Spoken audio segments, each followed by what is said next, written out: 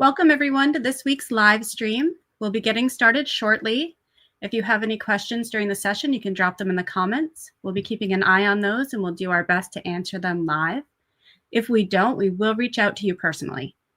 And now we'll welcome your host, David Stoffaker.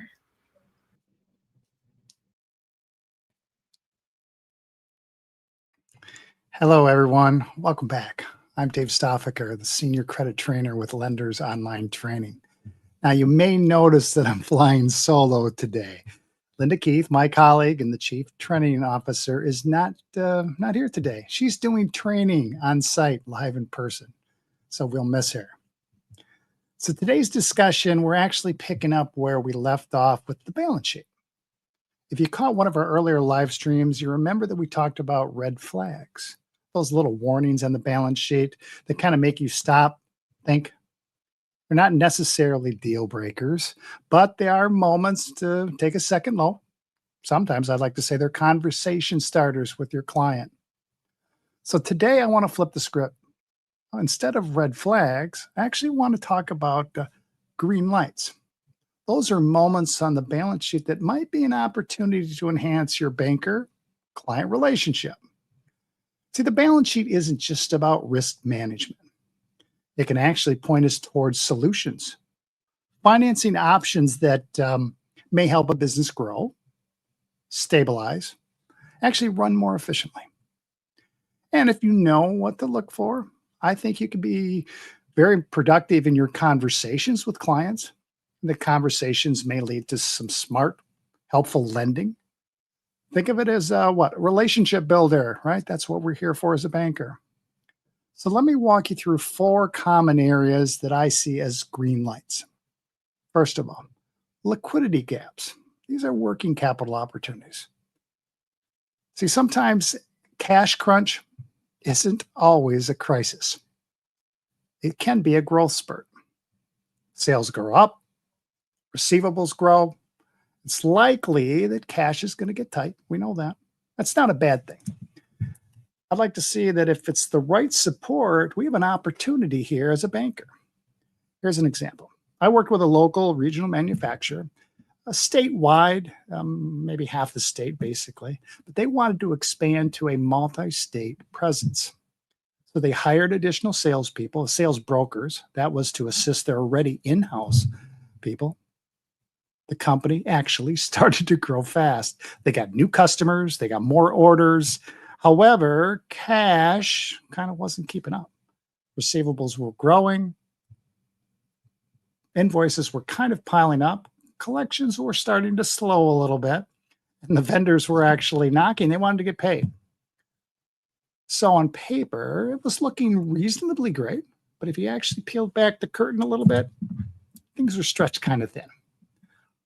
So what did the balance sheet show me? First of all, receivables were growing just like revenue. Receivables aging, because I did ask for it, was slightly higher, but it was still comparable to the industry average. There was the payables, well, they were creeping up. They were actually stretching terms, and I know they weren't taking any discounts. And cash, over the years, the trend was actually going down a little bit. So what was the opportunity? Well, actually, there were multiple opportunities here. First of all, there was a line of credit, working capital line of credit, kind of a short-term intermediate loan. Because see, the growth trend of the business was actually pushing inventory levels higher. See, when you start out, sometimes you have this level basis of inventory. Well, the growth actually pushed that up to a different level. That's permanent capital and a short-term loan. Now, the other thing was receivables were growing. Now, there was some timing issues because they just weren't keeping up with the invoices. Sometimes there were new customers that weren't paying according to the terms. That happens. So there were some seasonal issues there, what I would say timing issues, and you'll hear a term, operational cycle, right, between when I invoice it, when I collect it. So that was there. So there was a revolving line of credit. 2 short-term loans, 2 opportunities for the bank. Let's move on to number 2. Inventory financing. Okay, this is similar to the first one, how it supports sales cycles. What do I mean by that? Seasonal businesses. They often need to buy inventory way before they actually sell it. sometimes that's going to tie up cash if you don't have the terms that can help you with that. Sales takes time to develop. So in today's, geopolitical world, right, we have tariffs, we have maybe supply chain issues might get challenged. We knew that with COVID, right? Disruptions happen. The reliance on inventory, the pricing, all that volatility is challenging for a business. So wouldn't you want to get your inventory sooner than later?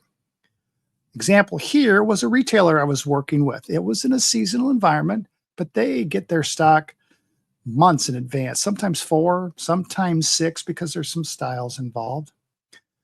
Vendors gave them terms, but the terms didn't match what the actual sales cycle were. It was going to take a while to get some sales. What we did there is we provide them some short-term inventory financing. So from their balance sheet perspective, there was inventory, and we knew from the past that inventory levels can go up and go down in certain parts of the year. There was some strong seasonality of their sales cycle. We knew that. And the lenders' lead times were a little bit longer than normal. We could see that a little bit from our questions and how the payables were setting up. So the opportunity at play here was an inventory loan, a short-term loan, probably about 6 to 12 months, reasonable fixed rates. I mean, it's not, that would help them at least get through this cash crunch. Because see, it was a cash-based business. So it wasn't necessarily a timing issue of when people actually, when they bought this stuff, they got the cash relatively quick. But the important part of this is all throughout this cycle, they've got bills to pay. Sales aren't happening, but I got operational expenses. So we helped them out with a permanent working capital because we knew their balance sheet. Here's number 3. I like this one the most. This is underutilized fixed assets, hidden values. What I say here is most businesses, I think, sit on valuable assets because they're just not using them as the investments to their first full advantage. I mean, we're talking about long-term assets, buildings, equipment, trucks, trailers, farmers, tractors.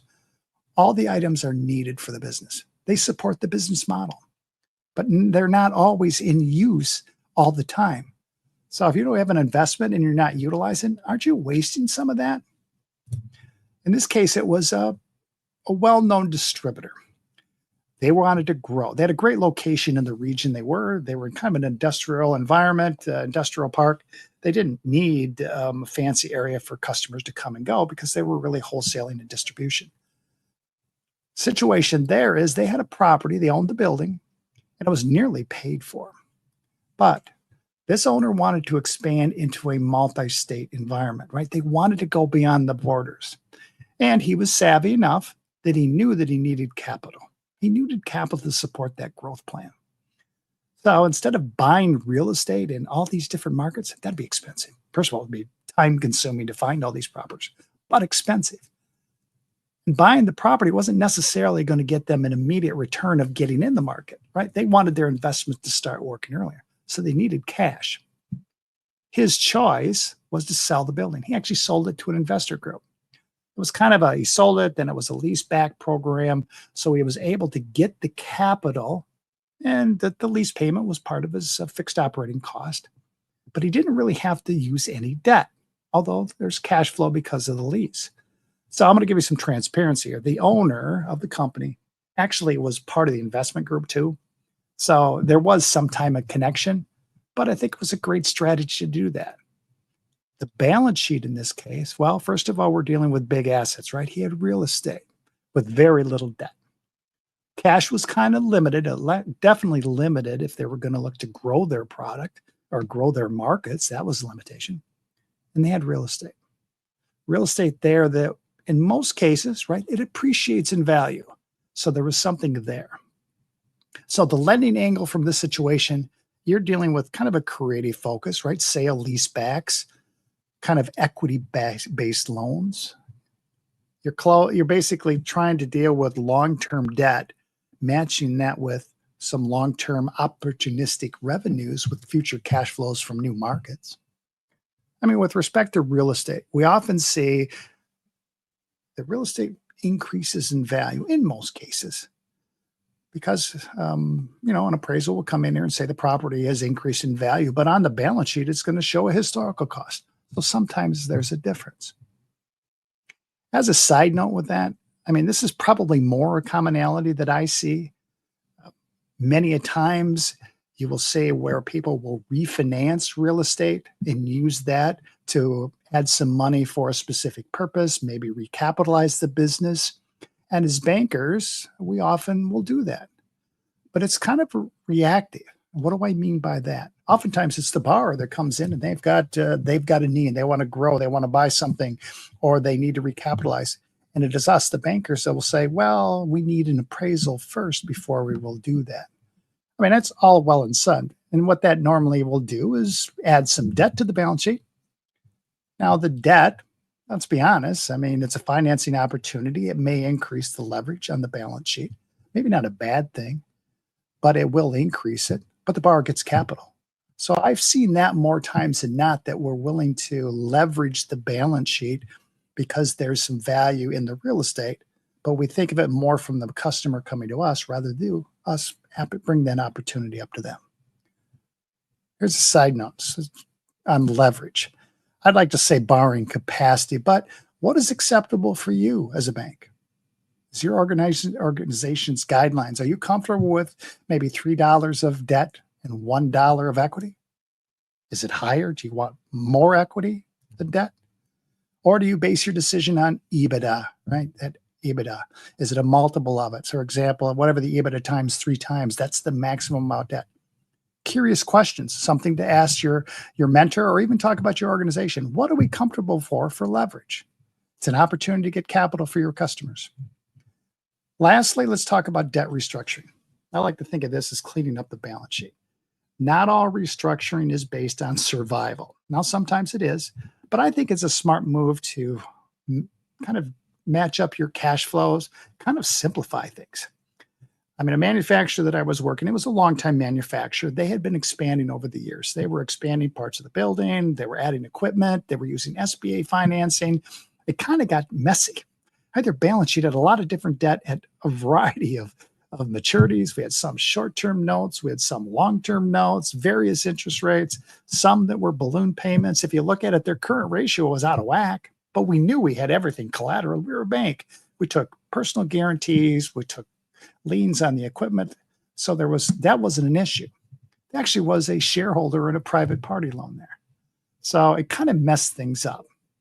So the opportunity here was restructuring it. Now, some had a little bit higher rates than others, some a little bit lower, but restructuring actually was, I think, to the advantage because it cleaned up the balance sheet.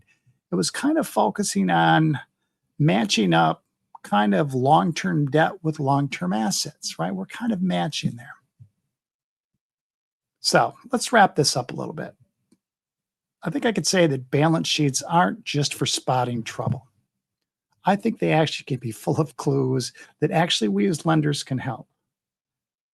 But today we covered a couple things. We talked about working capital solutions, kind of dealing with those liquidity gaps. We talked about seasonal financing for those inventory timing issues. We talked about hidden value, cash that might be trapped into assets that are appreciated in value. We can actually capitalize our business that way. Lastly, balance. It's a balance sheet, but matching fixed assets to long-term debt or current assets to short-term debt, I think it makes sense. I think it's a fundamental. Let me leave you on this thought. As bankers, assessing risk matters. We often think that that's our responsibility as a banker, but uncovering opportunity, I think that's how we deepen relationships. I think that's how we help businesses succeed. So I challenge you, the next time that you look at a balance sheet, look for clues. Look for things that you might not have thought about. Then share it with me. Send me an email. Love to get them. Be curious on what green lights you have discovered by just looking a little bit further. Finally, I hope you found that today's session was valuable to you. All right, it was balance sheet oriented, financial statements. We do that too. If you want to check out some of the other trainings that we do, we have income tax analysis. We also have financial statement analysis. Don't forget to sign up for your Ask the Experts email. First of all, we love your emails. We love to hear your thoughts. A lot of times your questions can be thoughts that we put into live streams like that.